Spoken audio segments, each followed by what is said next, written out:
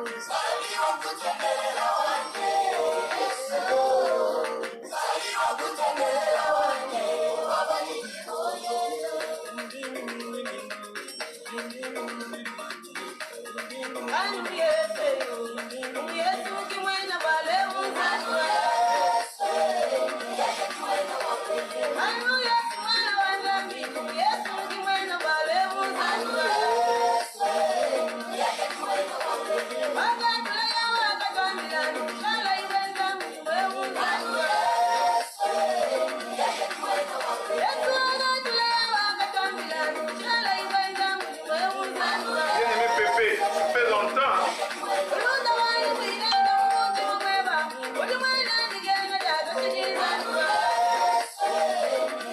Donc vous pouvez commencer à partager la connexion, la vidéo. Commencez à partager parce que je vous rassure que le peuple va être béni. Donc vous serez véritablement bénis cet après-midi. Donc partagez la vidéo pour que nous commencions.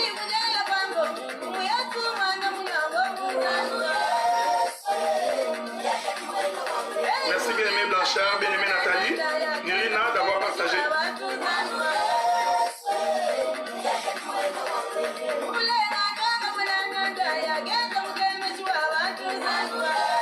Shalom Pasteur Léonard, l'année prochaine nous serons en Afrique du Sud. Ça c'est sûr et certain.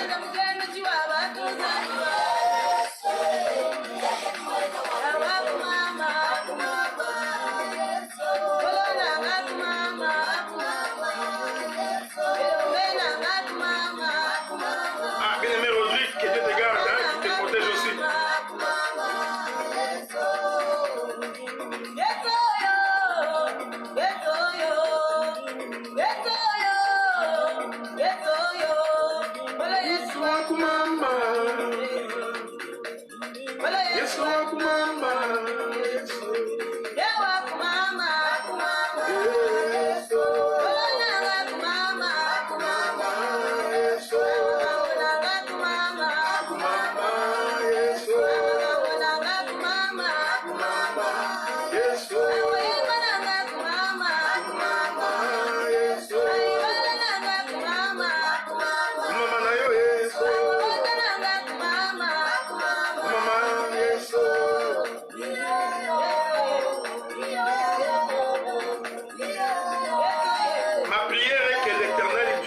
Exercer l'oreille de tout un chacun. J'ai prié les dieux du ciel et les créateurs des choses visibles et invisibles pour qu'en cet après-midi, pour ceux qui nous suivent à partir de l'Amérique, cette nuit pour ceux qui nous suivent en Afrique et en Europe, ma prière est que les dieux du ciel vous soient favorables, que les dieux du ciel ouvrent votre entendement afin de pouvoir comprendre et saisir le message de cet après-midi, de cette nuit. Que la gloire et la louange soient rendues à l'Éternel parce qu'il vous accordera cette grâce. Shalom bien-aimé Kelvin.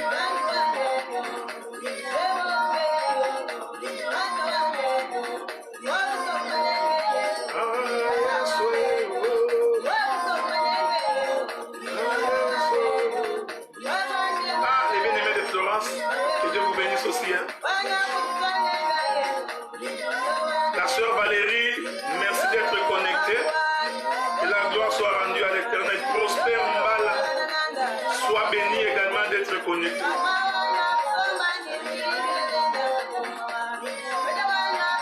Nous prions un Dieu avec qui on va s'asseoir le soir pour causer. Comme un homme qui rencontre sa femme pendant la soirée et qui sont en train de parler des choses du royaume. C'est ce Dieu-là que nous prions. Bien-aimé Jean Didier, merci d'être connecté. Bien-aimé Guigui, Serge, merci d'être connecté. Ah, cette chanson. Hein?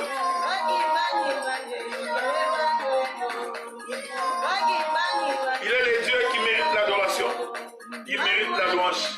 Nul n'est comme lui. Écoute ma prière au Éternel pendant que je te prie.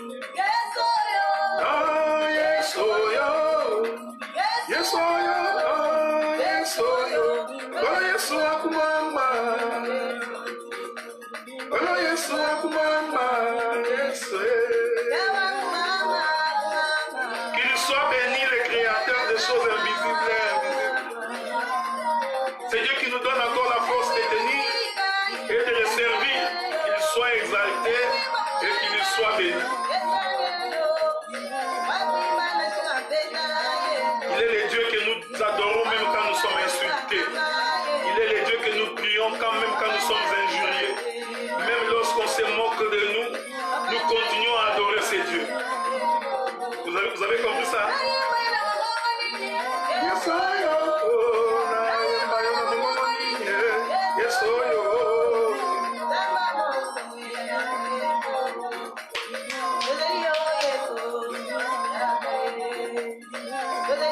Yes, je sens la joie du Saint-Esprit.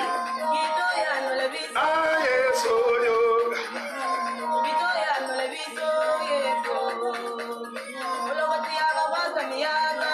Ah, il est le Dieu qui ramasse ceux qui ont été rejetés.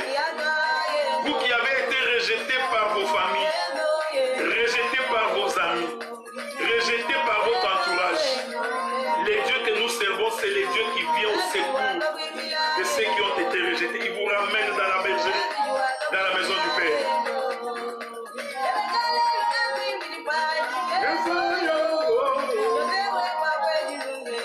Il faut que tu trouves la raison d'adorer le Seigneur. Il faut que tu trouves la raison de bénir le nom de Dieu à cause de ce qu'il fait dans ta vie.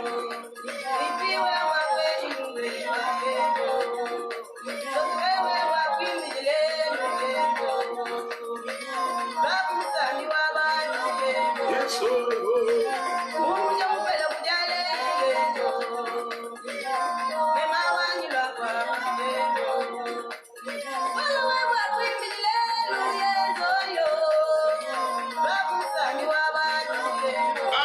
Dr. Guy Roger Bassafoula, respect dans ton ensemble. Akumama, yes, oh.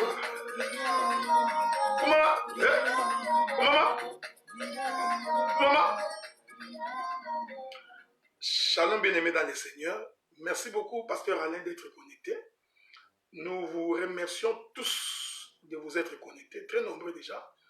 Donc, parce que vous avez vraiment les soucis de la parole, les soucis à ce que nous puissions ensemble partager cette parole du Seigneur.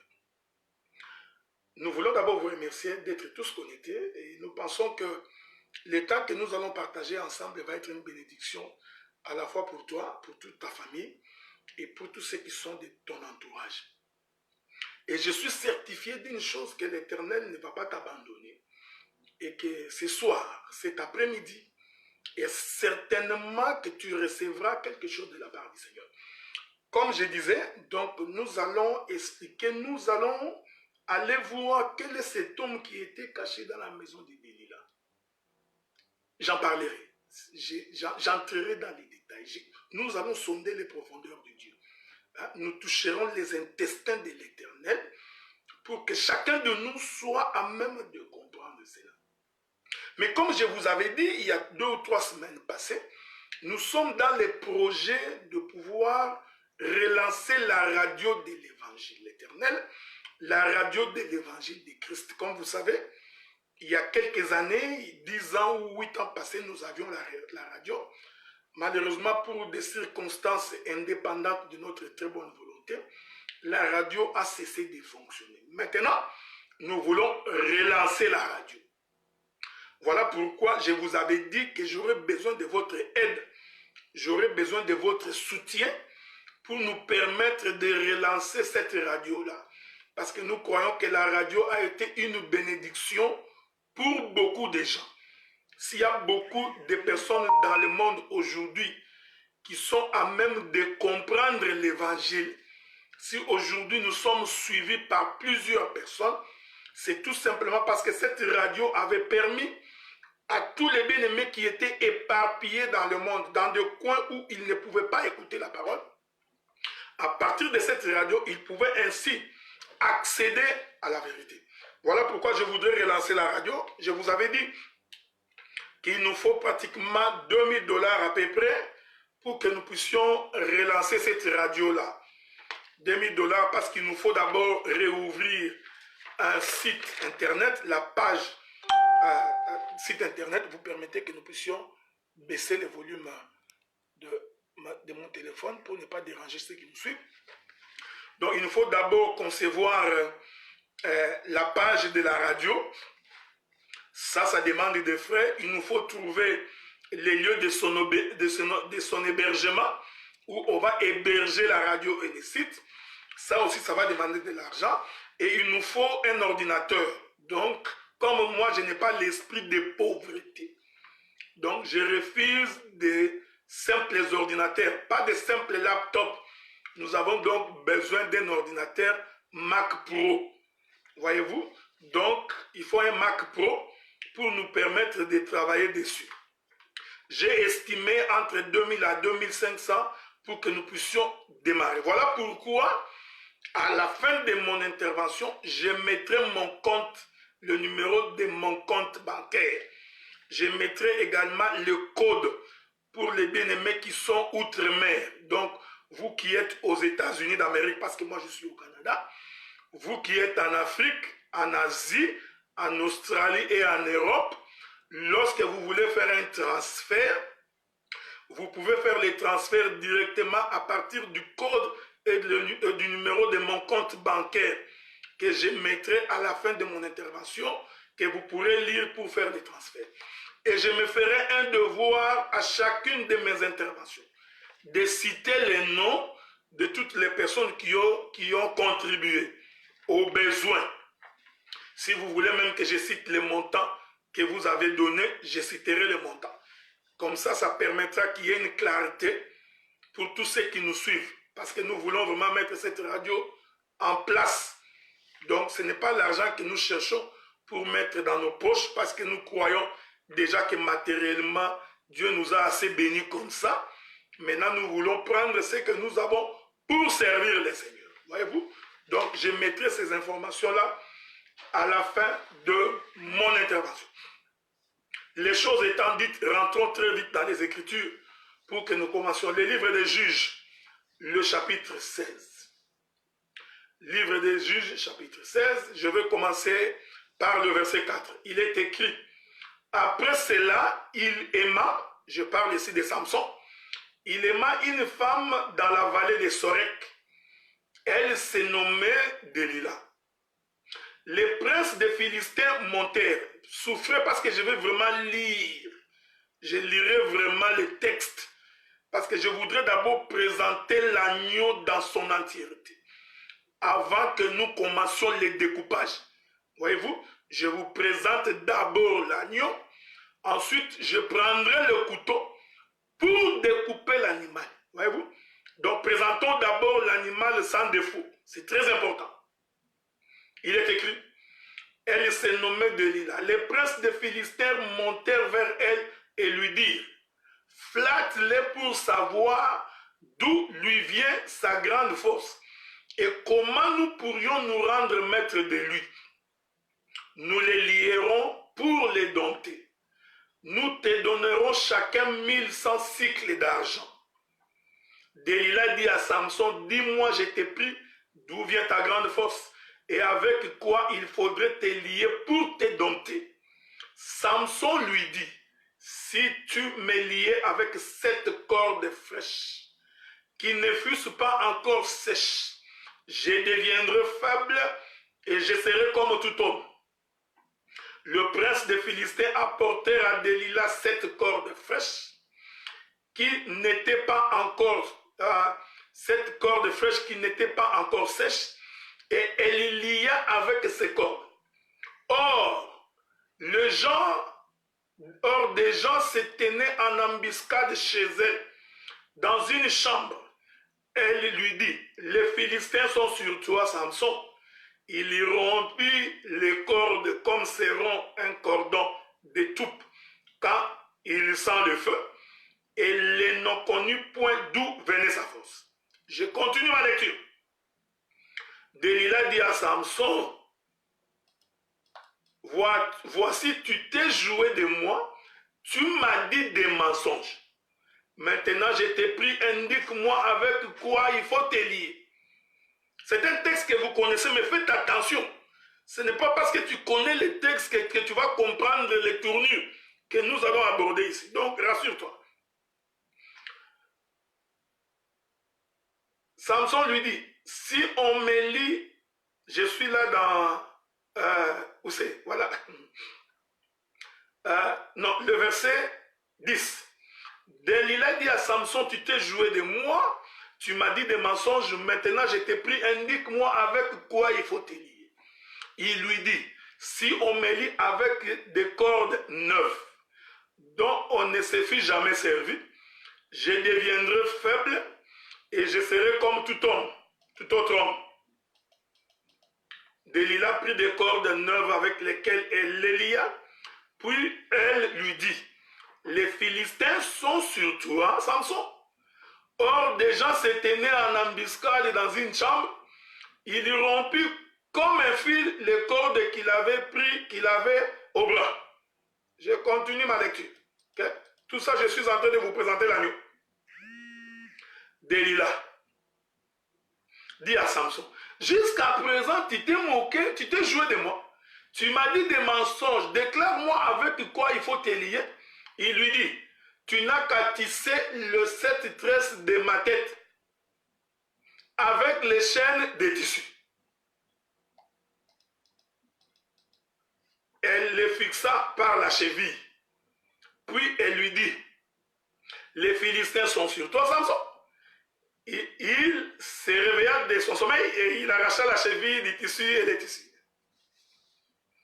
Elle lui dit, comment peux-tu dire, je t'aime?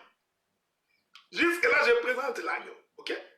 Comment peux-tu dire, je t'aime, puisque ton cœur n'est pas avec moi? Voilà 3 fois tu t'es joué de moi. Voilà. Et tu ne m'as pas déclaré d'où vient ta grande force. Voyez-vous, frère? Comme elle était chaque jour à le tourmenter et à l'importuner, par ses instances, son âme s'impatienta à la mort. L'âme de Samson s'impatienta à la mort. J'aime les doctorats. Il ouvrit tout son cœur et lui dit, les rasoirs n'est point passé sur ma tête, parce que je suis consacré à Dieu dès le ventre de ma mère. Si j'étais rasé, ma force m'abandonnerait, je deviendrais faible, je serais comme tout autre homme. Delilah, voyant qu'il avait ouvert tout son corps, son cœur, envoya appeler les princes des Philistins et leur dit, montez cette fois-ci, car il m'a ouvert tout son cœur. Et les princes des Philistins montèrent avec elle et apportèrent de l'argent de leurs mains. Il l'endormit sur ses genoux. Ayant appelé un homme, elle rasa les 7 tresses de la tête de Samson et commença ainsi à les dompter et il perdit sa force. Voici l'agneau. Nous sommes au jour de la Pâque. Maintenant, il faut manger l'agneau. Parce que si je vous présente l'agneau comme ça, sans le découper, vous ne pouvez pas manger. Donc, nous comprenons que l'évangile consiste à couper l'agneau. La prédication consiste à déchirer l'agneau. Voyez-vous? Et nous disons, déchirer l'agneau, c'est révéler ce qui est caché. Donc, quand on prêche sans révélation, en réalité, on ne prêche pas. L'Écriture dit, un peuple qui marche sans révélation est un peuple qui marche sans frein. Donc nous comprenons que celui qui a la révélation, c'est celui-là qui comprend les choses de Dieu. Est-ce que vous me comprenez, frère? Donc la prédication consiste à révéler ce qui est caché. Car la Bible dit, la gloire de Dieu, c'est de cacher les choses. Et la gloire des rois, c'est de révéler ce qui est caché. Donc, le ministre est un roi qui a pour mission de révéler ce que Dieu a caché. Est-ce que vous me suivez attentivement, frère?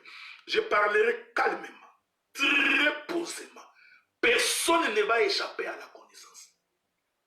Donc, la prédication, l'enseignement consiste à révéler ce qui est caché. Quand il n'y a pas la révélation, en d'autres termes, tu nous présentes l'agneau en entier sans le découper.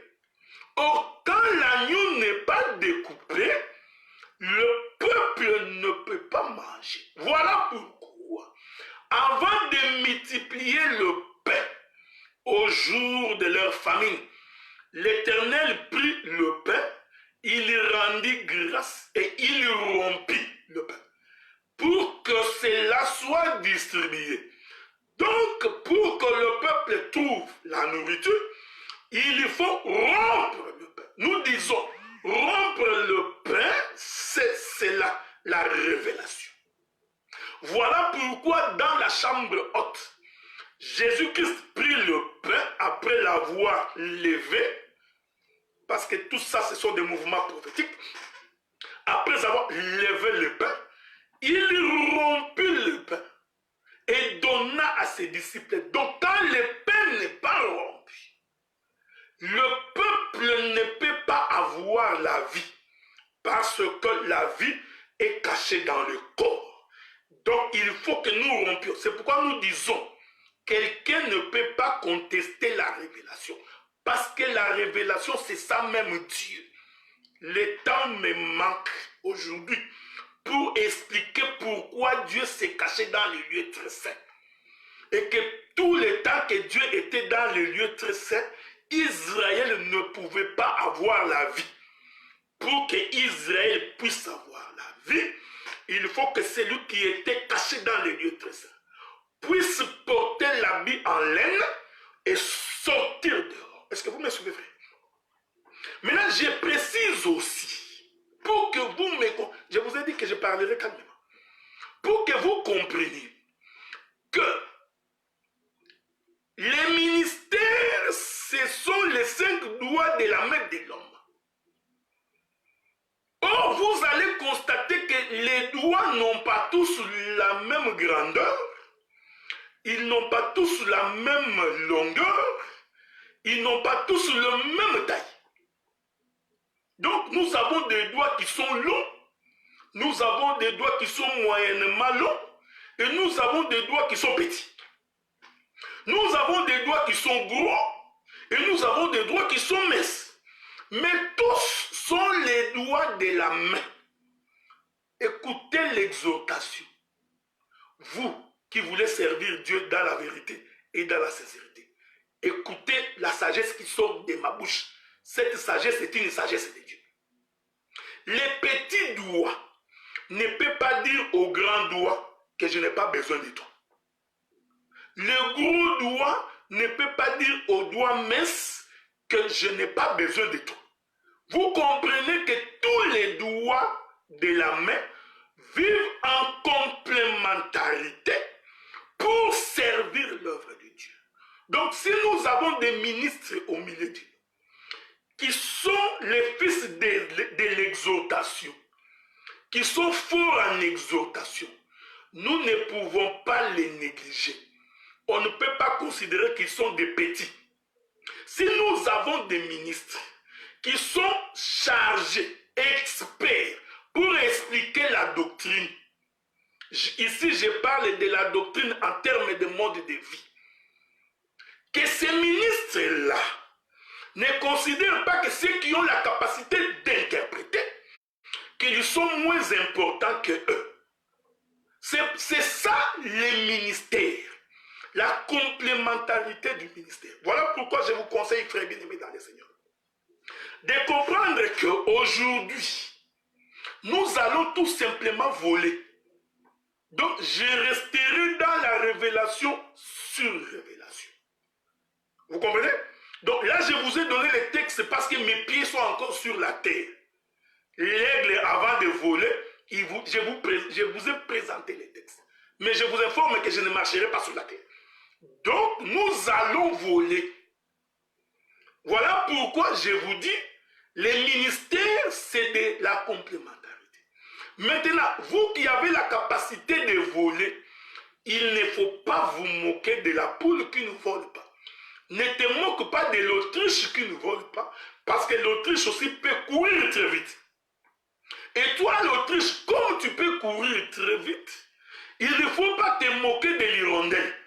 Est-ce que vous comprenez ce que j'ai dit? Je suis en train de parler au fils des prophètes pour dire, dans l'œuvre de Dieu, les ministères sont complémentaires. Maintenant, laissez-moi, avec votre permission, de rentrer dans les textes, afin de donner à chacun de vous les yeux pour voir. L'Écriture dit que cet homme de Samson est né avec l'esprit de l'Éternel dès le ventre de sa mère, parce qu'il était consacré à Dieu. Et Dieu dit, voici la condition qui atteste que tu es consacré, c'est que les rasoirs ne passera pas sur ta tête. Et cet homme de Samson va épouser une femme du nom de Delilah. Je t'informe que Delilah était une fille philistine. Elle était étrangère, alors que Samson était juif. Or, Dieu avait dit à Moïse qu'un juif n'épousera pas une étrangère. Un juif ne prendra pas une étrangère. Comment donc comprendre que Samson, qui est né avec l'esprit de l'Éternel, qui est censé connaître la loi de Dieu, Samson va donc partir et prendre une femme étrangère? Bien-aimé Tsamba, je ne réponds pas à ta question. Parce que ce n'est pas l'objet de ma prédication. Voilà. Continuons. Regardez, d'ailleurs, je voudrais dire aux bien-aimés, on n'est pas censé répondre à toutes les questions. Vous comprenez? Même Paul qui a prêché l'évangile par l'excellence, il a eu des contestations. Ne vous en faites pas. Continuons maintenant pour voir. Regardez. Oh, Dieu avait dit, tu n'épouseras pas une femme étrangère. Mais Samson va, il épouse une femme étrangère. Donc nous comprenons que c'est Samson qui épouse une femme étrangère. Samson explique les mouvements du Seigneur. Lui qui était juif, lui qui était né dans la maison de Jacob, va donc prendre nous l'église, nous qui sommes les nations, qui sommes le peuple étranger, il va donc nous épouser. Est-ce que vous me suivez? Maintenant l'écriture dit, les Philistins voulaient découvrir la force de Samson. Ils voulaient découvrir qu'est-ce qui faisait la gloire de Samson. Et maintenant, vous savez que la gloire de Samson était dans ses cheveux. Parce que Dieu avait dit, tu ne te raseras pas. En d'autres termes, frères, tout le temps que Samson avait les cheveux sur sa tête, Samson gardait sa force. Vous comprenez, Seigneur? Donc, toute la gloire de Samson était dans Samson. Tout le temps que le cheveu était sur sa tête. Maintenant, l'Écriture dit, la femme lui pose la question. D'où vient ta force? Les textes que nous vous avons lus disent ceci. À 3 reprises, Samson n'a pas dit la vérité. La femme elle-même témoigne, elle dit, 3 fois tu m'as dit des mensonges. Vous voyez, ça c'est l'agneau. Donc la femme dit à Samson, 3 fois tu ne m'as pas dit la vérité. En d'autres termes, tu m'as dit des mensonges. Et quand vous lisez les textes, vous allez voir que les 3 premières fois, Les Philistins, je dis bien, plusieurs Philistins se tenaient en embuscade dans la maison. Mais la quatrième fois, il n'y avait qu'un seul homme qui était dans la maison. Je veux que vous me suiviez attentivement. Vous voyez? Parce que c'est ici l'intelligence pour comprendre les choses de Dieu. Salomon dit, c'est ici l'intelligence. Hein? Un homme intelligent, c'est ici. Les 3 premières fois, les Philistins étaient au pluriel, qui se tenaient en embuscade dans la maison, mais qui n'ont pas exploité les cheveux de Samson. Est-ce que vous me suivez? Et Delilah dit, les 3 premières fois, tu m'as dit des mensonges. Or, quand Samson ne dit pas la vérité, quand il ne révèle pas les secrets de sa force, en d'autres termes, Samson voile, il cache. Ce que Delilah appelle mensonge, dans la pensée prophétique de l'écriture, veut dire, il a caché, il ne s'est pas révélé. Est-ce que vous me suivez? Donc, les mensonges ici, se comprend comme étant le temps où Dieu se cache, le temps où Dieu ne se révèle pas. Ainsi, nous comprenons les 3 moments où Samson dit des mensonges, selon Delilah. C'est-à-dire, c'est le temps de la loi. C'est-à-dire, c'est les psaumes, le prophète et la loi. Or, dans la loi, les psaumes et les prophètes, Dieu ne s'était pas révélé. Donc, Dieu s'était caché. Est-ce que vous me suivez? Donc, les 3 moments où Samson ne dit pas la vérité, ces mensonges-là, selon l'explication, selon l'interprétation de Delilah, nous comprenons que ces 3 moments représentent le temps de la loi. Ainsi, Delilah, dans les 3 moments où Samson ne lui dit pas la vérité, Delilah devient donc l'image d'Israël. Pourquoi? Parce que c'est à Israël que Dieu a parlé en se cachant. Vous comprenez? Je vais vous trouver l'écriture. Laissez-moi vous trouver l'écriture.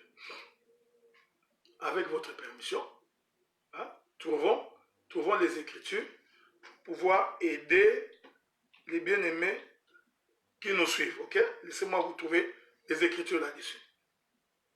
Souffrez avec moi. Je ne sais pas si je vous trouve cette écriture-là. Avec votre permission. Il est dit ceci. Je prends Osée chapitre 12, le verset 11. Osée chapitre 12, verset 11. J'ai parlé aux prophètes, j'ai multiplié les visions. Et par les prophètes, j'ai proposé des paraboles. Vous comprenez? Donc, quand Dieu parle en parabole, c'est-à-dire il ne dit pas la vérité. Il se cache. Vous comprenez? Or, à qui est-ce que Dieu s'est-il caché? À qui est-ce que Dieu a-t-il parlé en parabole? C'est aux enfants d'Israël. Nous pouvons ajouter Matthieu chapitre 13, verset 3. Il est écrit. Les disciples s'approchèrent et lui dirent, pourquoi leur parles-tu en parabole? Je peux sauter, vous pouvez prendre les versets 10, 11, 12 et 13. Moi, je vous lis les versets 13 d'abord. C'est pourquoi je leur parle en parabole, parce qu'en voyant, ils ne voient point. En d'autres termes, Dieu se cache. Vous voyez? Il regarde, il voit, mais il ne voit pas. Parce qu'il s'est voilé. Or, l'écriture que nous avons lue dans Juge, c'est une écriture de l'ombre. Or, dans l'ombre, Dieu se cache. Dans l'ombre, il n'y a pas la représentation exacte des choses. Voyez-vous? Donc, quand quelqu'un lit l'écriture dans l'ombre, il ne peut pas voir clairement. Il verra le jaune comme le rouge comme le jaune, parce que c'est dans un voile. Vous comprenez ce que nous disons? Donc, il faut que le voile soit ôté pour que nous puissions voir clair. Donc, les mensonges ici, selon Delilah, veut tout simplement dire Dieu s'est caché. Il s'est caché 3 fois. Écoutez, il s'est caché dans la loi, dans les psaumes et dans les prophètes. J'aime ça. Je vais ajouter un élément. Il s'est caché dans Abraham, dans Isaac et dans Jacob. Parce que c'est dans Jacob que Dieu va se révéler. Est-ce que vous me comprenez? Et j'ai dit ceci. Pendant ce temps-là, il y avait les Philistins, plusieurs Philistins qui montaient, mais qui ne voyaient pas la révélation. Laissez-moi encore vous lire notre écriture. Je vais encore vous trouver notre écriture, ok? Parce que avec les écritures, c'est toujours mieux pour éviter que quelqu'un dise qu'il n'a pas compris. Donc, allons trouver l'écriture avec votre permission. Vous souffrez. J'essaie de trouver cette écriture-là, je ne la trouve pas. Je ne sais pas pourquoi. Bon, alors, attendez. Je vous avais toujours dit que moi, je n'ai pas l'habitude de bloquer les versets. Hein? Et je n'ai pas un bout de papier quand je commence à prêcher comme ça, pour que vous puissiez dire, voilà, il a perdu son papier. Je n'ai pas de papier. Ok? Donc, voilà. Lisons un peu une autre écriture là-dessus. Ainsi, nous allons devoir avancer doucement. J'aime ça. Vous comprenez? La Bible dit ceci. Je prends le livre de Matthieu. Verset 13, chapitre 13, le verset 34. Il est écrit. Jésus dit à la foule toutes ces choses en parabole. Il ne lui parlait point sans parabole. Or, la foule ici, c'est Israël. Or, quand Jésus parle en parabole, en réalité, il se cache. Voyez-vous? C'est pourquoi les disciples même m'ont posé la question, mais dis-leur ouvertement. Pourquoi tu ne parles pas ouvertement? Or, quand Jésus ne parle pas ouvertement, il est en train de se cacher. Donc, le 3 temps où Samson ne dit pas la vérité à Delilah, en réalité, c'est la loi, le psaume et les prophètes. Mais l'Écriture dit, lorsque Delilah dit à Samson, si tu m'aimes vraiment, j'aime ça. Donc, ici maintenant, Delilah va évoquer l'amour pour aller toucher le cœur de Samson. Maintenant, la Bible dit, pour démontrer que Samson aime Delilah, c'est comme ça maintenant qu'il va révéler les secrets. Est-ce que vous me suivez? En d'autres termes, pendant les 3 temps où Samson ne disait pas la vérité à Delilah, en réalité, Samson n'aimait pas Delilah. Vous comprenez? Nous comprenons que Dieu n'a pas aimé Israël. Parce que si Dieu avait aimé Israël, il dirait la vérité à Israël. Voilà. Vous comprenez? Donc, maintenant nous comprenons quand la Bible dit que Dieu a tant aimé le monde. Ah, nous comprenons que le monde ici, c'est l'épouse, c'est l'église, c'est la femme qui a séduit le cœur de l'homme. Donc, Delilah, il présente une double dispensation. Voyez-vous? C'est ce que j'appelle, moi, balancer la nuit. C'est ce que nous expliquons, les différents mouvements des Écritures. Donc, les 3 premiers temps, Dieu se cache. En d'autres termes, Dieu n'a pas aimé. Parce que s'il avait aimé, il allait se révéler. C'est pourquoi nous disons dans l'exhortation, quand un homme aime sa femme, il doit dire la vérité à sa femme. Donc quand un homme ne dit pas la vérité à sa femme, cet homme n'aime pas. Est-ce que vous comprenez ce que nous disons? Quand un homme vit dans les cachotteries, faire des choses, la femme ignore. Il va dans des rendez-vous sans informer sa femme. Il ne dit même pas à sa femme combien il touche par semaine. par 2 semaines ou par mois, en réalité, cet homme n'aime pas cette femme. Maintenant, écoutez ce que les Écritures disent. La force de Samson était sur ses cheveux. Est-ce que vous comprenez? Maintenant, nous voulons définir les cheveux selon la Bible. Parce que les cheveux, c'est une force. C'est une puissance. Suivez-moi bien maintenant. Donc nous comprenons que quand Samson a tous ses cheveux sur sa tête, Samson présente la dispensation de la loi. Parce que dans la dispensation de la loi, il n'y a pas l'amour. Œil pour œil, dent pour dent. Voilà pourquoi Samson ne faisait que frapper les gens. Est-ce que vous comprenez? Donc c'est Samson qui a ses cheveux sur la tête. C'est la dispensation de la loi. Suivez-moi. Oh, la force était dans ses cheveux. La force s'est trouvée là. C'est-à-dire toute la puissance était dans les cheveux. Maintenant, allons, essayons de définir les cheveux selon Dieu. Laissez-moi vous lire une écriture. Avec votre permission, ok? Toujours avec votre permission. Si vous ne voulez pas, je peux arrêter.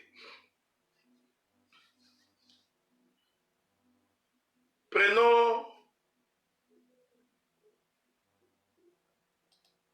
d'abord, je voudrais prendre les livres de... Je prends d'abord le livre de Michée. Michée chapitre 1er verset 16. Il est écrit, rase-toi, coupe ta chevelure. À cause de tes enfants chéris, rends-toi chauve comme l'aigle, car ils s'en vont en captivité loin de toi. Donc nous comprenons que l'aigle de Michée, c'est un chauve.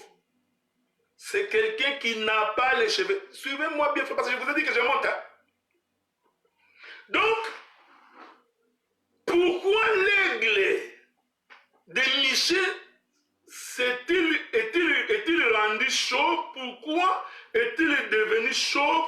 Pourquoi? Parce que les enfants sont allés en captivité. Donc, quand les enfants vont en captivité, il faut que tu te coupes les cheveux. Suivez. Donc, si Samson garde encore ses cheveux, c'est parce que les enfants ne sont pas encore partis en captivité. Donc, une fois que les enfants vont en captivité, il faut que le prophète puisse se raser les cheveux, qu'ils deviennent chauves. Pourquoi? Parce que les enfants sont allés en captivité. Or, je vous rappelle que la chevelure de Samson, c'est sa force. En d'autres termes, il faut se dépouiller de sa force parce que les enfants sont allés en captivité. L'Écriture dit, là où nous avons lu avec vous dans le livre de Juges chapitre 16, Samson dit, si je me rase les cheveux, je deviendrai faible. Voilà. Donc nous comprenons que quand Samson avait ses cheveux sur la tête, Samson était un homme faux. Mais si les cheveux sont coupés, Samson devient un être faible. Voyez-vous frère, lisons les livres de Philippiens chapitre 2. Je n'ai pas encore fini. Je n'ai pas encore fini. Je vais revenir sur les cheveux. Non, je vous donne les versets. Philippiens chapitre 2. Lui qui était égal avec Dieu n'a pas considéré comme une proie à arracher d'être égal avec Dieu. Mais il s'est dépouillé. Maintenant, je suis en train d'expliquer. Or, le dépouillement, c'est justement couper les cheveux. Je donnerai des versets. Il s'est dépouillé lui-même en devenant semblable aux hommes. Lui qui était élevé devient faible pour accepter la mort jusqu'à la croix. Est-ce que vous comprenez ça? Donc, en d'autres termes, quand Samson dit, en me coupant les cheveux, je deviendrai faible, Samson annonçait sa propre mort. Il disait, en me coupant les cheveux, je vais mourir. Est-ce que vous comprenez? Je deviendrai faible, moi qui suis fort, parce qu'on a ôté mes cheveux, je vais donc devenir faible. Suivez. Or, la chevelure, le bien-aimé Paul donne la définition. Je reviens. 1 Corinthiens chapitre 11. Prenons le livre de 1 Corinthiens dans son chapitre 11. Avec votre permission. Allons-y là-bas. 1 Corinthiens chapitre 11. Hein? Je suis sûr et certain que je ne me suis pas trompé. Je commence par le premier verset. Je vous loue de ce que vous vous souvenez de moi à tous égards, de ce que vous retenez mes instructions telles que je vous les donne. Je veux cependant que vous sachiez que Christ est le chef de tout homme, et que l'homme est le chef de la femme, et que Dieu est le chef de Christ. Tout homme qui prie ou qui prophétise la tête couverte déshonore son chef. Je ne donnerai pas la doctrine. Parce qu'il y a beaucoup de gens avec des fusils. Je vous ai dit que je veux planer. Tout homme qui prie ou qui prophétise la tête couverte déshonore son chef. Toute femme au contraire, qui prie ou qui prophétise la tête non voilée, déshonore son chef. C'est comme si elle était rasée. Hein? Une femme qui prie la tête non voilée, c'est comme si elle était rasée. C'est-à-dire que c'est comme si elle n'a pas de cheveux. Suivez bien. Parce que nous ferons l'équation exponentielle à 4 croisées. Ici. Écoutez. Car si une femme n'est pas voilée, qu'elle se coupe aussi les cheveux. Maintenant, écoutez ce que Paul dit.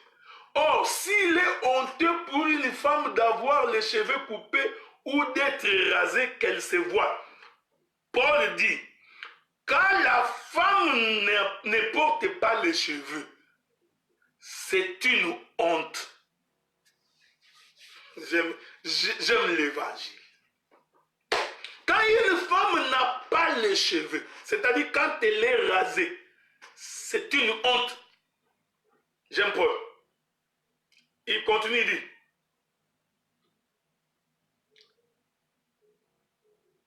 Je continue. Car si une femme n'est pas voilée, qu'elle se coupe les cheveux, voilà, verset 17. L'homme ne doit pas se couvrir la tête, puisqu'il est l'image et la gloire de Dieu. Vous voyez, Paul est en train de définir la chevelure. Ah, j'aime Paul. L'homme ne doit pas se couvrir la tête, puisqu'il est l'image de Dieu, tandis que la femme est la gloire de l'homme. J'aime ça. J'aime ça. Continuons. Je continue, je n'ai pas fini. En effet, l'homme n'a pas été tiré de la femme, mais la femme a été tirée de l'homme. Et l'homme n'a pas été créé à cause de la femme, mais la femme a été créée à cause de l'homme. C'est pourquoi la femme, à cause des anges, doit avoir sur sa tête une marque de l'autorité dont elle dépend. Attention, la femme doit avoir sur sa tête une marque de l'autorité dont elle dépend. Je t'informe, la marque sur la tête de la femme, ce n'est pas le voile. J'aime ça. Donc ce n'est pas parce que tu as mis le voile sur la tête, c'est ça la marque de l'autorité dont tu dépends. J'aime la Bible, frère. J'aime ça. Toutefois dans les Seigneurs. Ah, j'aime Paul. Paul, il est terrible. Je continue. Toutefois dans les Seigneurs. Là, je vous présente l'agneau. Très bien. Dans le Seigneur, la femme n'est point sans l'homme, ni l'homme sans la femme. De même que la femme a été tirée de l'homme, de même que l'homme existe par la femme, tout vient de Dieu. Maintenant, Paul continue. J'aime cet homme de Paul. Jugez en vous-même. Est-il convenable qu'une femme prie Dieu sans être voilée? La nature elle-même ne vous enseigne-t-elle pas que c'est une honte pour l'homme de porter de longs cheveux? Ah, là-bas Paul dit, c'est une honte pour la femme de ne pas avoir les cheveux. Et c'est une honte pour l'homme d'avoir les cheveux. Voyez-vous, hein? Je ne sais pas si vous comprenez. Regardez, je vais aller doucement. Quand l'homme a beaucoup de cheveux, quand l'homme a des cheveux sur sa tête, Paul dit que c'est une honte. Quand la femme n'a pas les cheveux, Paul dit que c'est une honte. Donc il faut sur la tête de la femme une marque de l'autorité dont elle dépend. Verset 15. Je n'ai pas encore expliqué, vous ne vous en faites pas. Verset 15. Mais c'est une gloire pour la femme d'emporter. Ah, donc la gloire de la femme, c'est avoir des cheveux. Donc Paul définit le cheveu comme étant la gloire. Est-ce que vous comprenez? Donc quand la femme porte le cheveu, Paul dit que c'est une gloire pour la femme de porter le cheveu. Je continue. Parce que la chevelure lui a été donnée comme voile, point d'interrogation. Point d'interrogation. Dans cet évangile, quand il y a point d'interrogation, nous avons l'explication. Maintenant, regardez. Paul nous explique que la chevelure, c'est une gloire. La chevelure, c'est la gloire. Est-ce que vous comprenez? J'enseigne calmement dans la révélation. Donc nous comprenons que quand Samson avait ses cheveux sur sa tête, en d'autres termes, Samson gardait sa propre gloire. Voyez-vous? Donc lorsque Delilah demande à avoir le secret de Samson, ce que Delilah demandait, c'est avoir la gloire de l'homme. Voilà maintenant, Paul vient nous expliquer que lorsque la femme porte le cheveu, c'est-à-dire que la femme porte la gloire. Mais de quelle gloire s'agit-il? Il s'agit de la gloire de l'homme. Voyez-vous, frère? Donc, on va récupérer le cheveu qui était sur la tête de l'homme. On va donner ces cheveux-là à la femme. Pour que lorsque nous verrons les cheveux sur la tête de la femme, que nous puissions comprendre que cette femme porte la gloire de son mari. Or, pour que la femme puisse avoir le cheveu de l'homme, il faut que l'homme puisse mourir. Est-ce que vous comprenez?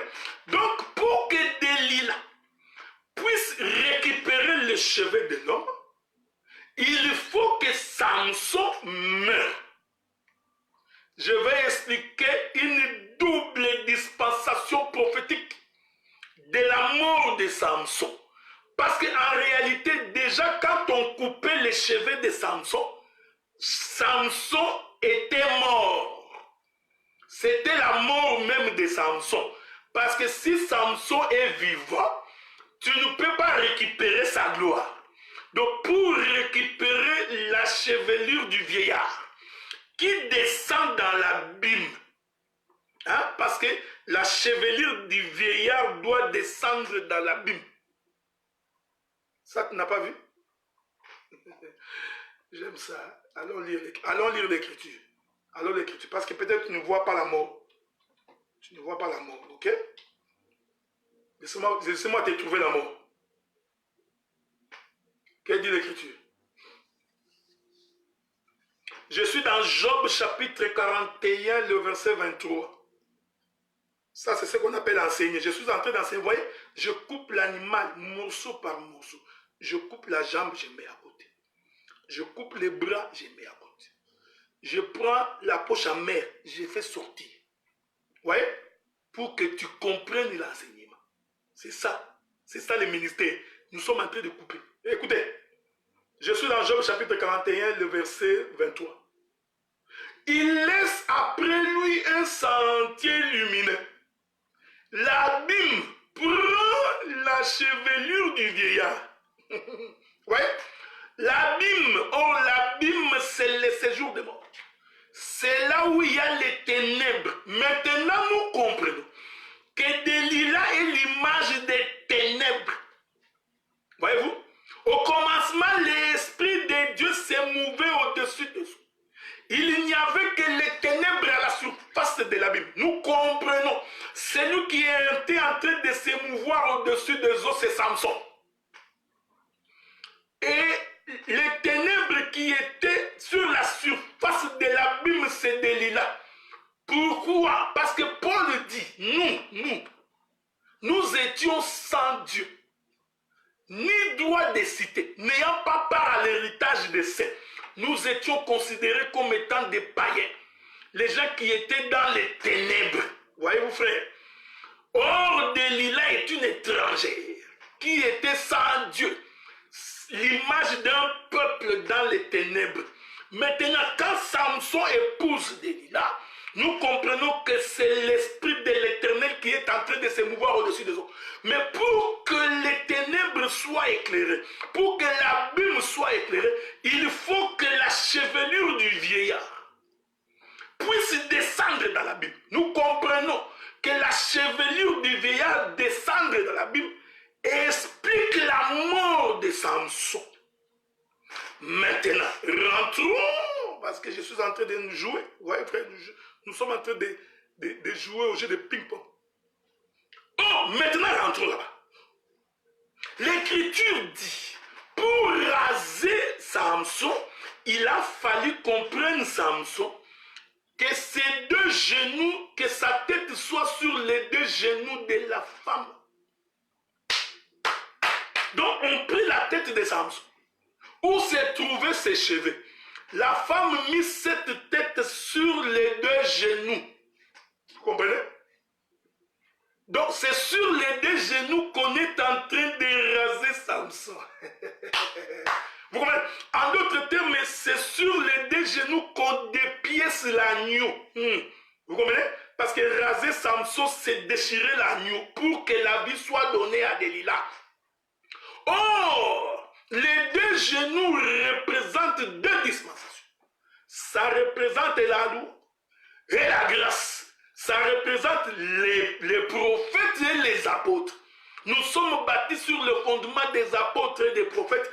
Jésus-Christ lui-même étant la pierre angulaire. Donc, la tête de Samson, c'est la pierre angulaire qui doit être rasée sur les deux genoux. Or, Paul nous dit que pour la femme, c'est une honte de ne pas avoir les cheveux. Ici, Paul voulait tout simplement dire, quand nous voyons une femme sans cheveux, nous comprenons que c'est une femme qui n'a pas encore la vie. C'est-à-dire que le mari garde encore ses cheveux sur sa tête. C'est-à-dire que le mari garde encore la vie en lui-même. Puisque le mari garde encore la vie en lui-même, ainsi la femme ne peut pas avoir la vie. Elle ne peut pas avoir la gloire de l'homme. Or, quand la femme n'a pas la gloire de l'homme, c'est une femme célibataire. Or, c'est une honte que d'être célibataire pour une femme. C'est pas une... J'aime ça. J'adore ça. Bon, je préfère ne pas dire ça parce que vous cherchez des palabres partout. Vous comprenez? Donc, c'est une honte pour une femme d'être célibataire. Je m'excuse, mon frère. Je ne parle pas de la femme célibataire qui court dans les rues. Voyez-vous, frère? Je ne suis pas ici en train d'insulter les femmes célibataires. Non. J'ai dit que nous volons. Nous sommes en l'air. Il souffle un vent impétueux. Vous comprenez? Donc, quand nous voyons une femme sans cheveux, nous comprenons qu'en d'autres termes, cette femme n'a pas encore reçu la gloire de l'homme. Il n'a pas encore reçu la chevelure de l'homme. Maintenant, quand nous voyons un homme dans le péché, Quand nous voyons un homme qui vit dans l'impudicité, dans le vol, calomnie, la haine, les injures, la malhonnêteté. Quand nous voyons quelqu'un qui vit comme ça, nous comprenons que cet homme n'a pas les cheveux. C'est-à-dire que c'est une femme qui n'a pas la gloire. Parce que la gloire de l'homme doit couvrir ta honte. Vous voulez? Voyez frère, je vais rentrer dans les jardins. Je vous ai toujours dit que moi j'entre dans les jardins, j'en sors. Sans blessure, sans coup. Rentrons dans les jardins. Rentrons. Rentrons là-bas. Pour que vous puissiez voir. Pour que vous puissiez voir. Je rentre dans les livres de Genèse. J'adore ça. J'aime les Écritures. La Bible dit, Genèse chapitre 2, verset 25. L'homme et sa femme étaient tous de nus, mais ils n'en avaient point honte. Voyez? Donc la honte, ce n'est pas la nudité. Pourquoi Adam et Ève, tout en étant nus physiquement, n'avaient pas honte? C'est parce qu'ils étaient couverts de la gloire de Dieu. Est-ce que vous comprenez? Ils étaient couverts de la présence de Dieu. Mais une fois qu'ils ont péché, la gloire a été retirée. Voilà pourquoi j'ai dit, un homme qui n'a pas la gloire de Dieu, il vit dans le péché. C'est une honte pour toi de ne pas avoir les cheveux parce que tu es perdu. Maintenant, pour que tu puisses avoir les cheveux, il faut que l'homme qui a les cheveux puisse te transférer les cheveux. Or, l'Écriture dit, c'est une honte pour l'homme d'avoir des longs cheveux. Donc, nous comprenons que quand un homme a les longs cheveux, c'est un homme égoïste. Il n'a pas les dons. Dieu lui a privé les dons des données. Voyez-vous, frère? Donc, est-ce que vous comprenez ce que nous disons? En d'autres termes, tout le temps de la loi, Dieu n'a pas partagé sa gloire. C'est-à-dire que Dieu était égoïste. Il ne s'est pas révélé. C'est comme ça que Jésus pouvait dire, je leur parle en parabole pour qu'ils ne se convertissent pas. Donc, en d'autres termes, je leur prive de la vie. Quand Jésus dit ça, en réalité, c'était un homme avec beaucoup de cheveux. Et Paul dit que c'est une honte pour toi, Dieu, de garder tes cheveux, parce que si tu gardes tes cheveux, la femme ne peut pas être sauvée. Est-ce que vous me suivez, frère? C'est pourquoi maintenant nous comprenons, quand le bien-aimé Adam marchait sans la manifestation de Ève, Adam était un homme fort. C'était un homme puissant. Il ne pouvait pas pécher. En d'autres termes, Adam avait encore tous ses cheveux. Adam avait toute sa gloire. Est-ce que vous comprenez? Maintenant, Dieu dit, il n'est pas bon que l'homme soit seul. C'est une honte pour Adam de garder sa gloire, sa chevelure. Qu'est-ce que je vais faire? Je vais les tuer. Oh, maintenant nous comprenons. Tuer Adam, en réalité, c'est couper ses cheveux. Laissez-moi vous trouver une écriture. Avec votre permission. J'ai encore du souffle, je n'ai pas fini. Tout ça, c'est pour aller vous dire quel était cet homme qui était caché dans la maison de Delilah. Parce que si je ne marche pas comme ça, tu ne peux pas voir. Ça, je te donne les yeux. Allons lire le prophète Ésaïe. Lisons le prophète Ésaïe. Ésaïe chapitre 53. Ésaïe chapitre 53. avec votre permission. Toujours, ok, je suis gentil. Ésaïe chapitre 53. Laissez-moi vous lire à partir du verset 3. Et nous allons descendre. Méprisé et abandonné des hommes de douleur habitués à la souffrance, semblable à celui dont on détourne le visage. Nous l'avons dédaigné, nous n'avons pas fait de lui aucun cas. Cependant, ce sont nos souffrances qu'il a portées. C'est de nos douleurs qu'il s'est chargé. Nous l'avons considéré comme puni, frappé de Dieu et humilié.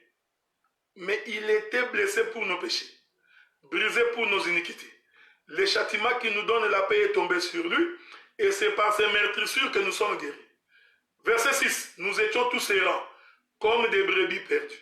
Chacun suivait sa propre voie, et l'Éternel a fait retomber sur lui l'iniquité de nous tous. Il a été maltraité et opprimé. Il n'a point ouvert la bouche. Semblable à un agneau qu'on amène à la boucherie. Voilà comment le bien-aimé Esaïe explique la mort de Jésus. Qui est la mort de Samson.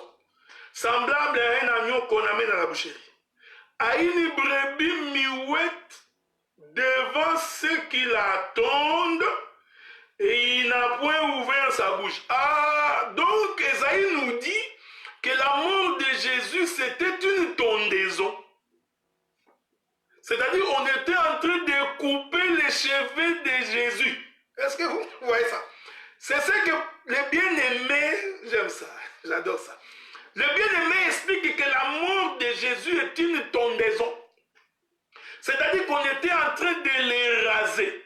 C'est pourquoi je vous ai dit que lorsqu'on était en train de raser Samson, en réalité c'était la mort de l'agneau, c'était la mort de Jésus. Mais pourquoi on rasait Samson? Pour récupérer les cheveux de Samson. Maintenant, dans l'ombre, que vient faire cet homme dans la maison de Dieu? Oh, l'Écriture nous dit, écoutez, je vais aller trouver, bon, c'est pas de ma faute, c'est parce que c'est la Bible, hein? Alors faisons parler les Écritures. Faisons parler les Écritures. Ok? Je suis dans le livre de Jean. Souffrez, si vous permettez. Laissez-moi vous trouver cette écriture. Souffrez, je cherche l'écriture, j'espère que je vais les trouver. Jean chapitre 19, le verset 7. 19, verset 7. Je commence par le verset, si vous voulez. Commençons par le verset 6. Lorsque les principaux sacrificateurs et les huissiers les virent, ils s'écriaient, crucifie, crucifie. Pilate leur dit, prenez-les vous-même et crucifiez-les, car moi je ne trouve point de crime en lui. Les Juifs lui répondirent, nous avons une loi. Selon notre loi, il doit mourir parce qu'il s'est fait fils de Dieu. Donc si Jésus est mort, en d'autres termes, si Jésus a été rasé, c'est la loi qui a fait qu'il soit rasé. Est-ce que vous comprenez? Donc nous comprenons que l'homme qui était dans la maison de Delilah, qui a fait en sorte que Samson soit rasé, cet homme-là, c'est la loi. Bon, je vais vous aider davantage pour que vous compreniez. Or, l'Écriture dit, dans Luc chapitre 24, verset 44, laissez-moi encore vous lire ça. Hein? Luc chapitre 24, verset 44. Multiplions les Écritures, multiplions les témoins. Parce que je sais que mon frère Wilfried, lui, il vient toujours, donc, quelle est l'Écriture? Souffrez alors, bien aimé Wilfried. Je vais donner l'Écriture. Luc chapitre 24, verset 44. Il est écrit. Puis il leur dit, c'est cela ce que je vous disais lorsque j'étais encore avec vous, qu'il fallait que s'accomplisse tout ce qui est écrit de moi dans la loi de Moïse, dans les prophètes et dans les psaumes. Alors il leur ouvrit l'esprit afin qu'ils comprissent les Écritures. Il leur dit, ainsi il était écrit que le Christ souffrirait et qu'il ressusciterait des morts le troisième jour. Donc, Jésus explique que s'il était mort, s'il a été crucifié, c'est parce que ça a été dit dans la loi, dans les psaumes et dans les prophètes. Oh, souvenez-vous, je vous ai dit que la loi, les psaumes et les prophètes, ce sont les trois temps où Samson n'a pas dit la vérité à sa femme. En d'autres termes, la loi, les psaumes et les prophètes prédisaient la mort de Samson. Est-ce que vous suivez ce que nous disons? Donc, or la loi ici, celui qui est le garant de la loi, c'est Moïse. Hein? La loi est venue par Moïse.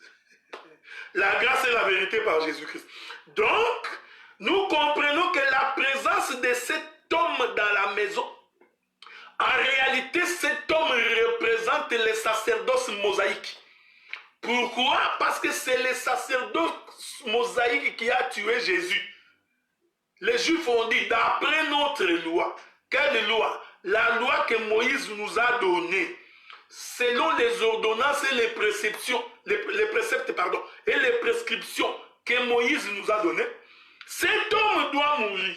Donc, prophétiquement, ce n'est pas Delilah qui a rasé Samson. Même si l'écriture noire sur blanc dit, elle rasa Samson. Voyez-vous? Même quand l'écriture dit noir sur blanc, je t'informe que c'est un voile. Oh, Paul dit, il n'y a pas la représentation exacte dans le voile. Dans l'ombre, nous n'avons pas la représentation exacte. Donc la réalité se trouve en Christ. Maintenant, voilà pourquoi je cours dans la réalité. Pour aller vous démontrer que c'est lui qui a tué, qui a donné la mort à Jésus, en réalité c'est le sacerdoce de Moïse. Donc, parce que Moïse avait prédit la mort de cet homme, il a prédit la mort de Jésus. Donc nous comprenons que celui qui était dans cette maison, c'est Moïse. Vous qui cherchez son nom. Que faisait-il dans cette maison? 2. Il accomplissait le sacerdoce mosaïque qui est le sacrifice de la Pâque. En d'autres termes, raser Samson, c'était la célébration de la Pâque. C'est-à-dire, on coupait les cheveux de Samson. Or, maintenant, quand Paul dit, la femme doit avoir sur sa tête la marque de celui dont elle dépend, Paul en réalité voyait la gloire de Christ qui est sur l'homme. Parce que nous, c'est la gloire de Jésus en nous qui démontre que nous dépendons de lui. Et que nous sommes sa femme. Pourquoi sommes-nous la femme de Jésus? C'est parce que nous portons sur nous la marque de l'homme. La gloire, cette gloire a été transférée de Christ vers l'épouse. Est-ce que vous voyez ça? Or, pour que nous puissions avoir cette gloire, Paul dit, si Christ n'était pas mort et ressuscité, or nous comprenons, il a fallu que Christ meure pour que la gloire nous soit transférée. Est-ce que vous comprenez? Oh, Christ est mort d'après la loi. C'est en vertu de la loi que Christ est mort. Je vous ai donné Jean chapitre 19, verset 7. Les sacrificateurs et les huissiers ont dit, d'après notre loi, il doit mourir. Est-ce que vous comprenez ce que nous disons? Voilà pourquoi nous disons, lorsque Dieu frappe Adam d'un profond sommeil, quand Dieu est en train de tuer Adam, le Dieu qui est en train de tuer Adam là, il accomplit le sacerdoce mosaïque. Oui?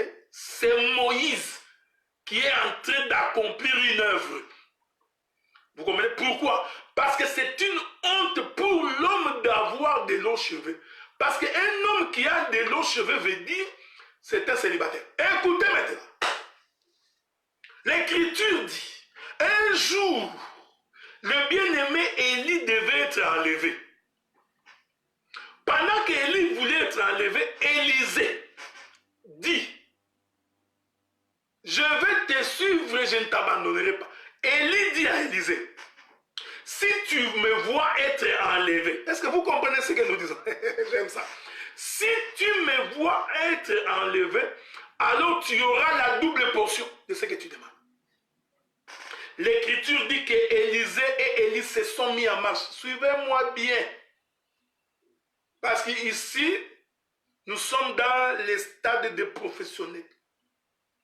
Vous comprenez? Nous jouons à Manchester et à Liverpool. Je vais dribbler. Ouais. Donc, je donnerai la passe pour que vous marquiez le but. Le bien-aimé Élie et Élisée sont en train de marcher parce qu'Élie devait être enlevé. Or, ça, vous devez savoir, frère, pour être enlevé, il faut mourir. Personne ne peut monter au ciel avec ce corps. J'ai dit personne. Parce que la chair et le sang ne peuvent pas hériter le royaume. Voici l'ombre, comment il donne des difficultés aux gens. Je t'informe que quand Élie est monté, en réalité, Élie était mort. Ça, là, tu auras des difficultés. Thessaloniciens dit ceci. Lisons d'abord Thessaloniciens. Hein? Lisons d'abord, je vais lire Thessaloniciens. Avec votre permission, ok? Qu'est-ce dit Thessaloniciens? Hein? Souffrez, hein? Je vous ai toujours demandé de souffrir. Je sais que c'est difficile, mais souffrez quand même. 1 Thessaloniciens, chapitre 4. Il est écrit ceci. Le verset 13. Nous ne voulons pas, frères, que vous soyez dans l'ignorance au sujet de ceux qui dorment, afin que vous ne vous affligez point comme les autres qui n'ont pas d'espérance. Dieu frappa Adam d'un profond sommeil. Paul appelle ça la mort. C'est pourquoi je vous ai dit que Dieu avait tué Adam, dont c'était le sacerdoce mosaïque. Car si nous croyons que Jésus est mort et ressuscité, j'aime Paul, hein? Un bon parleur. Si nous croyons que Jésus est mort et ressuscité, croyons aussi que Dieu ramènera par Jésus-Christ avec lui ceux qui sont morts. Voici en effet ce que nous vous déclarons d'après la parole du Seigneur. Nous les vivants restés pour l'avènement du Seigneur. Nous ne devancerons pas ceux qui sont morts, car le Seigneur lui-même a un signal donné. À la voix d'un archange, au son de la trompette, descendra du ciel, et les morts en Christ ressusciteront premièrement. Ensuite, nous les vivants qui seront restés, nous serons tous enlevés avec eux sur les nuées, à la rencontre du Seigneur. Ainsi nous serons toujours avec le Seigneur. Consolez-vous donc les uns les autres. Je vais vous ajouter notre écriture. Parce que ce sont les écritures qui nous aident à comprendre ces choses. Souffrez, hein? Je ne sais pas si je vais trouver cette écriture-là. Ah, non, attendez. Attendez, avec votre permission.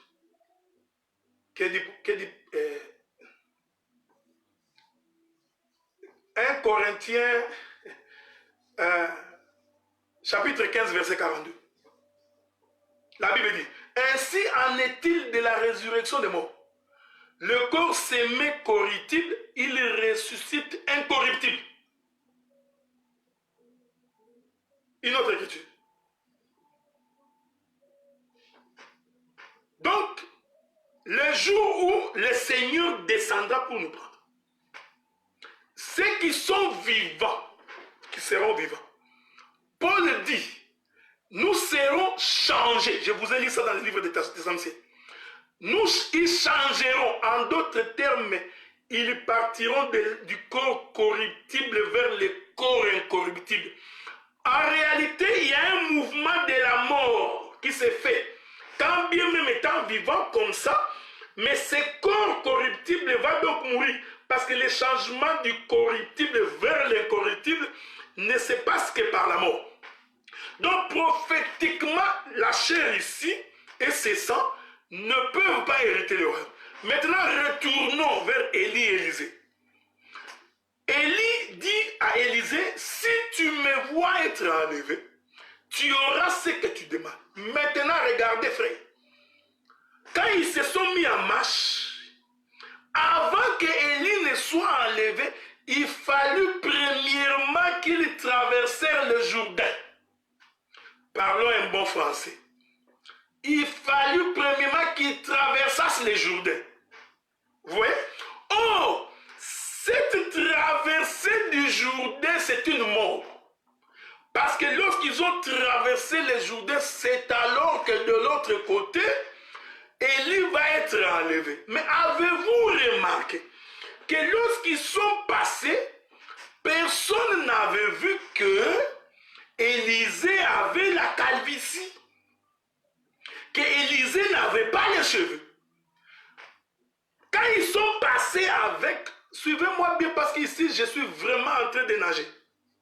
Je suis en train de toucher les profondeurs des eaux. Quand Élie et Élisée sont en train de traverser, personne n'avait vu que Élisée n'avait pas les cheveux. Parce qu'en réalité, la chevelure d'Élisée, c'était Élie. Or, en passant par le Jourdain, en d'autres termes, il passait par la mort. Or, je vous ai fait comprendre, la mort veut dire raser, selon Ésaïe chapitre 53. Donc, nous comprenons que lorsqu'ils ont traversé, Élisée a été rasé. Or, la chevelure rasée, exactement, qui entre dans l'abîme, c'est Élie. Voilà pourquoi, à son retour, les enfants ont vu un homme chauve. Voyez-vous, frère? Donc, vous comprenez maintenant, frère bien-aimé dans les Seigneur, parce qu'il y a beaucoup d'éléments à toucher ici, là-dedans. Je l'ai pris en passant, j'ai levé un panneau en passant. Or, maintenant, vous comprenez que l'homme qui était dans cette maison, c'était le sacerdoce mosaïque. Or, c'est le sacerdoce mosaïque qui a donné la mort à Jésus. C'est le sacerdoce mosaïque qui a tué Jésus. Pourquoi? Parce que c'est une honte pour Jésus de porter les cheveux. Parce que s'il continue à porter les cheveux, l'Église ne sera pas sauvée. S'il continue à porter les cheveux, l'Église n'aura pas la gloire. S'il continue à porter les cheveux, nous ne serons pas vus des hommes. Si aujourd'hui nous pouvons prétendre être une femme glorieuse, si nous pouvons prétendre que nous avons Dieu, c'est parce que Jésus a donné sa chevelure. Et je vous ai expliqué que la chevelure selon Dieu, c'est la gloire. Est-ce que vous comprenez ça? C'est-à-dire c'est la gloire qui a été donnée à la femme. C'est pourquoi la Bible dit la chevelure a été donnée à la femme comme voile. Point d'interrogation, parce que le point d'interrogation explique aussi autre chose. Mais quand Paul dit la femme doit avoir sur sa tête la marque dont elle dépend, cette marque-là, Paul voyait les cheveux de Jésus. Paul voyait la gloire de Jésus qui est sur nous, l'Église, que nous portons. C'est cette marque-là qui atteste que cet homme a donné de sa vie. Il a répandu de son sang. Est-ce que vous comprenez? Voilà pourquoi dans l'Ancienne Alliance, il était interdit de manger un animal étouffé. Parce que quand vous mangez un animal étouffé, c'est-à-dire cet animal garde encore la vie qui est en lui-même. C'est-à-dire que l'animal étouffé, c'est le temps de la loi. Or, un animal étouffé ne peut pas te donner la vie. Vous comprenez? Donc, nous mangeons un animal égorgé, dépiécé, pour que le sang puisse sortir. Une fois que le sang est sorti, maintenant, tu peux boire ce sang et témoigner de la gloire de Dieu. Voilà, bien-aimés dans le Seigneur, ce que j'ai voulu partager avec vous cet après-midi pour ceux qui nous suivent à partir du Canada. Ce soir, pour ceux qui nous ont suivis à partir de l'Europe, de l'Afrique et de l'Asie. Cet après-midi également, pour tous ceux qui nous ont suivis à partir des États-Unis d'Amérique. Que le Seigneur vous bénisse énormément, qu'il vous soutienne dans votre marche et qu'il continue toujours à vous servir. Je vais conclure en disant ceci. C'est ce que j'avais dit quand j'avais commencé. J'ai dit, nous allons mettre sur pied notre radio. Voilà pourquoi j'aurai besoin de toutes vos contributions pour nous permettre ensemble de pouvoir aligner des enseignements qui seront une édification pour tout le monde et qui va propager la bonne nouvelle et qui va amener la bonne nouvelle même dans les recoins, dans le coin le plus éloigné de la terre. Voilà ce que j'ai voulu partager avec vous. Donc vous comprenez que la présence de cet homme représentait le sacerdoce mosaïque. Donc si on regarde avec l'œil prophétique, on comprend qu'en réalité, celui qui avait rasé Samson, c'est Moïse, c'est la loi. Voyez-vous, frère, parce que l'Église ne peut pas raser l'homme. Il a fallu qu'un sacerdoce rase l'homme et qu'il prenne les cheveux, qu'il puisse donner. J'ai manqué le temps pour aller toucher Ésaü et Jacob pour expliquer que le vêtement d'Ésaü, c'est aussi une chevelure. Voyez-vous, je n'ai pas eu le temps d'en parler. Je pouvais également expliquer pourquoi Christ a été déshabillé sur la croix, parce que c'est aussi une tondaison. On récupérait le vêtement pour donner. Vous comprenez? Donc, la femme doit avoir des longs cheveux. Et j'ai dit ceci, frère. Quand tu as une longue chevelure, tu n'as plus honte.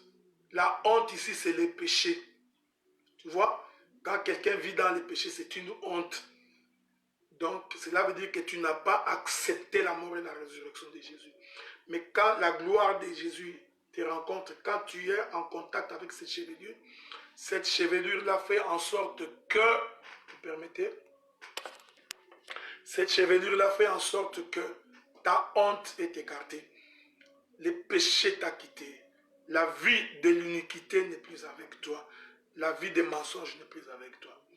Voilà, bien-aimés dans le Seigneur, je m'excuse beaucoup. Voilà, bien-aimés dans le Seigneur. Je vais donc publier la vidéo. Je mettrai mes coordonnées bancaires pour ceux qui sont outre-mer. Vous pouvez faire vos virements à partir de cela. Certains peuvent le faire par MoneyGram ou Western Union. Pour les bien-aimés qui sont au Canada, vous pouvez faire votre virement par Interact, comme vous le savez. Nous le faisons par numéro de téléphone ou par email. Donc, je mettrai également mon numéro de téléphone et mon adresse courriel. Lorsque nous aurons totalisé ce montant de 2500 $, directement, nous allons d'abord concevoir les sites de la radio. Ensuite, nous allons commencer à émettre sur la radio. Voilà pourquoi nous aurons certainement besoin des enseignements de beaucoup de prédicateurs que nous allons mettre en ligne pour permettre à tout le monde d'être édifié. Donc, j'espère que vous participerez.